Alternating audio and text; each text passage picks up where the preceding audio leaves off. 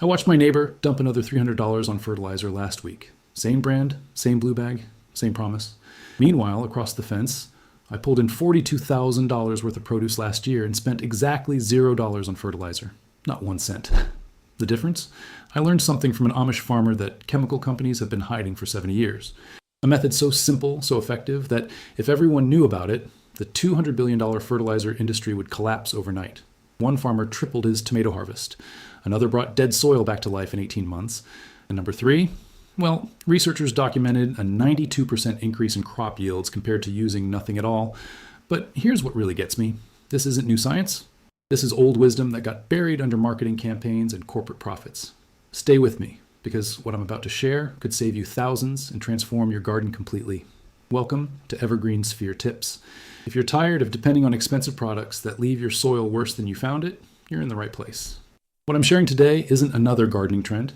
It's proven agricultural wisdom that's been working for centuries, backed by modern research from 2024 and 2025. Hit subscribe right now because this information genuinely changes how you'll think about growing food. And I share content like this every week that could save you serious money. Let's start with something most people don't know. The fertilizer in those bags at the garden center, it started as bombs, literally.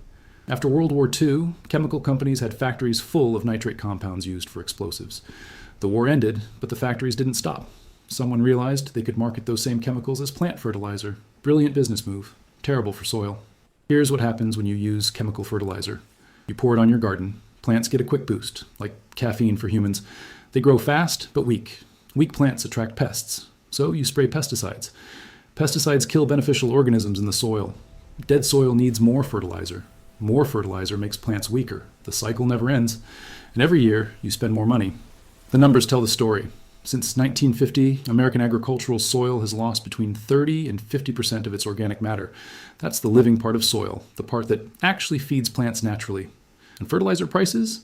They've increased over 300% since 2020. Farmers and gardeners are paying more and more for products that make their soil worse and worse. It's a perfect business model if you're selling fertilizer. It's devastating if you're trying to grow healthy food. But some farmers never got on this treadmill. They kept doing what their grandparents did. And their soil gets better every single year. The Amish have been farming the same way for generations. Average American farm, 444 acres. Average Amish farm, just 40 acres. But here's what's remarkable. Those 40 acres often produce more per acre than the big operations. How? They never adopted chemical fertilizers. Research studies in 2024 confirmed something fascinating. When scientists tested Amish farm soil against neighboring conventional farms, the Amish soil had significantly higher levels of organic matter. Higher organic matter means better water retention, better nutrient availability, and stronger, healthier plants. The secret isn't complicated. It's composted animal manure, but not fresh manure thrown on fields that can burn plants and spread disease. No, this is a careful process that takes 6 to 12 months. They layer manure with bedding straw, kitchen scraps, and plant materials. They turn it regularly. They let it heat up, cool down, mature properly. What comes out looks like rich, dark soil. Smells earthy, not unpleasant. And it's absolutely loaded with beneficial microorganisms and nutrients in forms plants can actually use. When you add this finished compost to garden beds, something magical happens. The soil structure improves. Water drains better but also holds moisture longer. Beneficial bacteria and fungi multiply. Plant roots grow deeper and stronger. And those plants? They can resist pests and diseases naturally because they're genuinely healthy, not just pumped full of nitrogen. But the compost itself is just the beginning. The real secret, the one that researchers are finally starting to document, comes next. And this is where things get really interesting. Compost tea. Sounds simple, almost too simple to work. But research published in 2024 and 2025 shows results that are genuinely remarkable. One study found that plants treated with compost tea showed a 92% increase in yield compared to plants that received no fertilization at all. That's not 9%. That's 92%. Nearly double the harvest from adding what amounts to fermented compost water.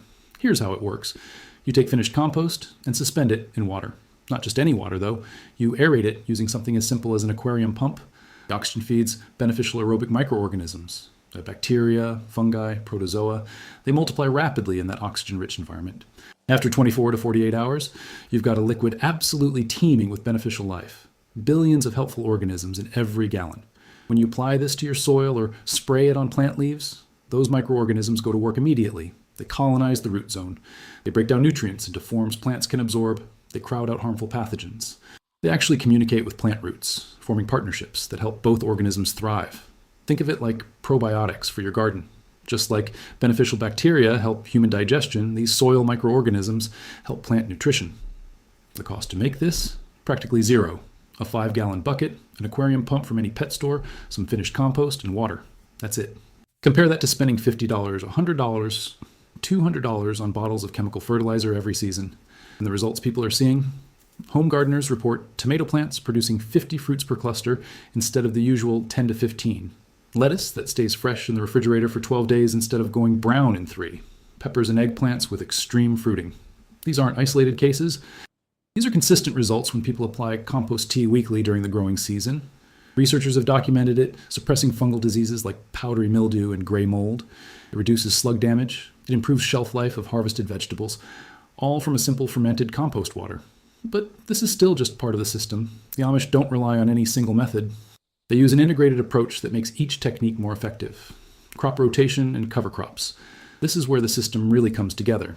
Instead of planting the same thing in the same spot year after year, they rotate. Corn one year, oats or barley the next, then legumes like beans or peas, then cover crops like rye or crimson clover.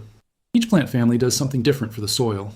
Corn is a heavy feeder, taking up lots of nitrogen.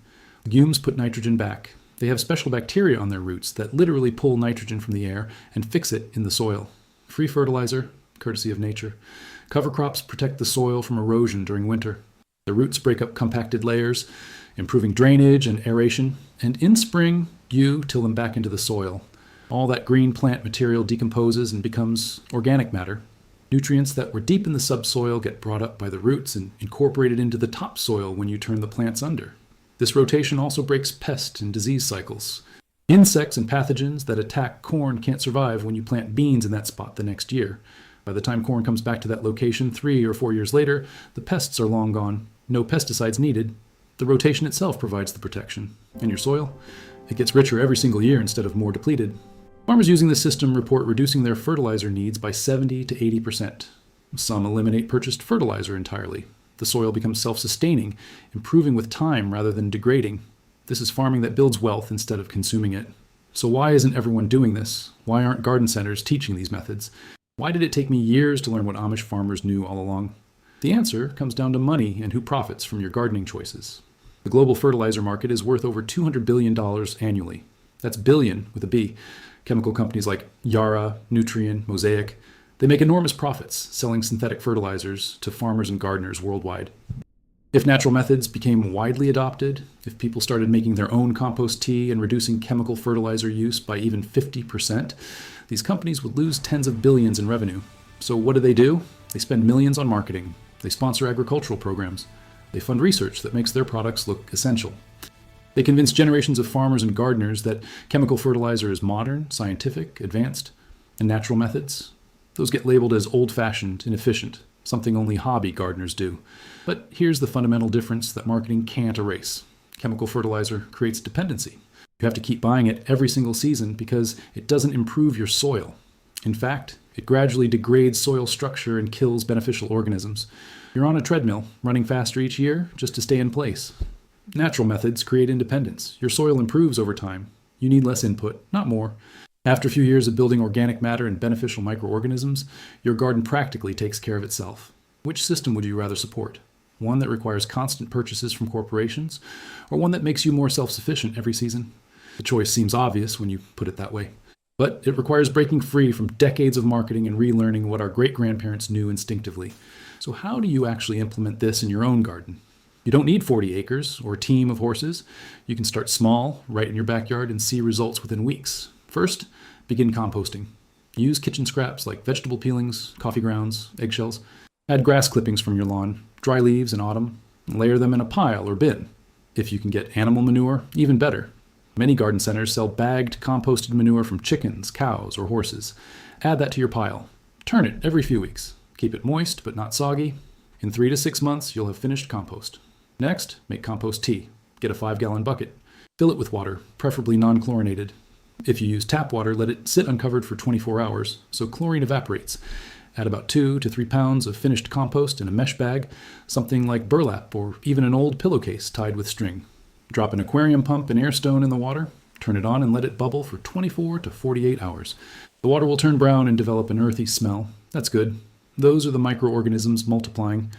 When it's ready, remove the compost bag and apply the tea to your garden. You can pour it on the soil around plants or spray it on leaves using a pump sprayer. Use it within a few hours of finishing the brew. The microorganisms are most active when fresh.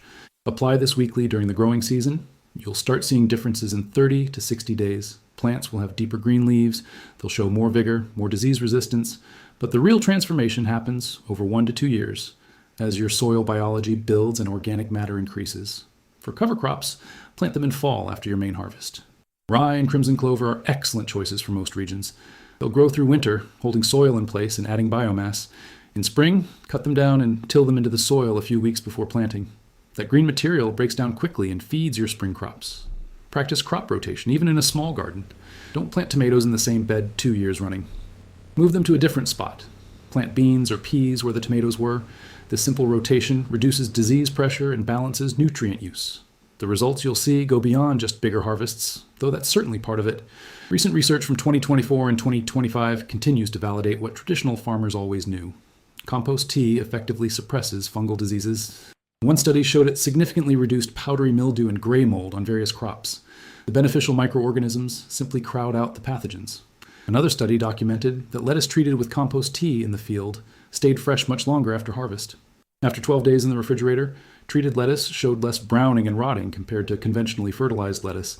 That's important for home gardeners who want their harvest to last. The study suggested this improved shelf life comes from balanced nutrition rather than excess nitrogen from synthetic fertilizer. Researchers also found compost tea reduces slug damage. They're not entirely sure of the mechanism yet. It could be a repellent effect, or it might make plants less palatable to slugs. Either way, gardeners report fewer problems with these common pests. And remember those tomato growers reporting 50 fruits per cluster? That's not exaggeration. When plants get balanced, nutrition from compost tea rather than just high nitrogen from chemical fertilizer, they fruit more heavily and consistently. The plants aren't forced into rapid wheat growth. They're supported in strong, healthy development that naturally leads to higher yields. All across Pennsylvania, Ohio, Indiana, wherever Amish communities farm, you'll find soil that gets better every year instead of worse. Small organic farms in Lancaster County, Pennsylvania, are thriving, while conventional farms struggle with rising input costs and degraded soil. Young farmers who switched from chemical to natural methods report getting out of debt within 3 to 5 years. The initial transition takes effort, yes, but once the soil biology is established and organic matter builds up, the system runs itself. You're working with nature instead of fighting against it. And the movement is growing. More university researchers are studying these traditional methods. More scientific papers are validating what seems like common sense. Healthy soil grows healthy plants. Healthy plants resist pests and diseases. It's not complicated. We just forgot it for a few decades while corporations sold us a different story. So why isn't this approach everywhere? Why are garden centers still pushing chemical fertilizers? Why do agricultural extension offices still recommend synthetic inputs as the first option? Because changing established systems takes time. Because corporations have deep pockets for marketing and lobbying. Because admitting we've been doing it wrong for 70 years is difficult, but change is happening. Organic agriculture is one of the fastest growing segments of farming. Regenerative agriculture, which focuses on building soil health, is gaining serious attention. Home gardeners are realizing they don't need to spend hundreds of dollars every season on products that don't actually improve anything long term. The truth is simple, even if it's been hidden. You don't need chemical companies to have a productive, healthy, abundant garden. Nature already solved this problem millions of years ago. Plants and soil microorganisms evolve together. They have partnership systems that work beautifully when we don't interfere with harsh chemicals. All you need to do is support those natural systems, add organic matter through compost, feed the soil microorganisms with compost tea, rotate crops to balance nutrient use and break pest cycles, protect the soil with cover crops during the off-season. These aren't complicated techniques. They don't require expensive equipment or advanced degrees. They just require a willingness to work with nature instead of trying to dominate it. And the rewards? Soil that improves every year, plants that thrive without constant intervention, harvests that increase naturally as the system matures, money saved on fertilizers and pesticides, food that's more nutritious because it comes from healthy, living soil, independence from corporate products and marketing. That's what this Amish method offers. That's what's been hidden in plain sight for decades. You can start today. Even if you only have a few containers on a patio, you can make compost tea and see the difference in your plants within weeks. If you have a small yard, you can begin composting and planning crop rotations. If you have more space, you can implement the full system and watch your garden transform over the next few seasons. The best fertilizer was always right beneath our feet. In the organic matter we throw away, in the manure from animals, in the plants we can grow and turn back into the soil. We just needed to remember how to use it. And now you know. Share this information with other gardeners. Break the cycle of dependency on chemical products. Start building soil instead of depleting it. Your garden will thank you, your wallet will thank you, and your body will thank you when you eat vegetables grown in truly healthy, living soil. If you found this valuable, subscribe to Evergreen Sphere Tips. I share information like this regularly, practical methods that save money and actually work. Leave a comment telling me if you're ready to try compost tea or if you already use these natural methods. I read every comment and love hearing about people's gardening experiences. Until next time, remember that the best solutions are often the simplest ones. Nature figured this out long before we did. We just need to pay attention and follow her lead.